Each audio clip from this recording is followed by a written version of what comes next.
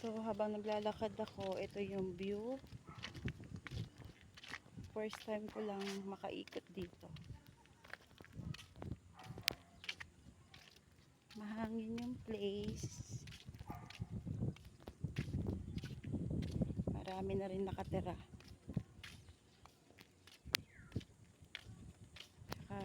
Marami na rin nagpapagawa. Hinahanap ko yung bahay nung nakikisuyo na tignan ko raw yung bahay niya. Ni Ma'am Bell. Medyo malayo siya doon sa place namin. Kaya ngayon hinahanap ko pa.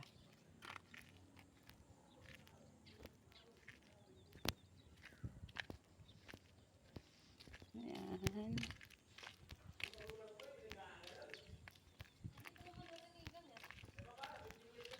Yung iba mas malaki yung lote. Nasa end lot sila. Marami pa rin bahay na hindi na-turn over. Kaya naka-close pa.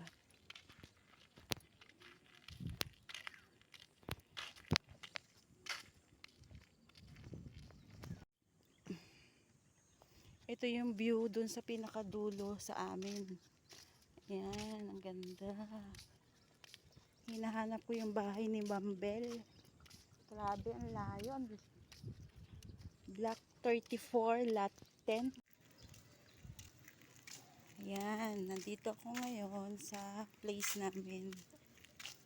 Naglakad-lakad. Hinahanap ko yung bahay ni Ma'am Bell. Kasi nagpapacheck siya ng unit niya. Block 30, lot 10.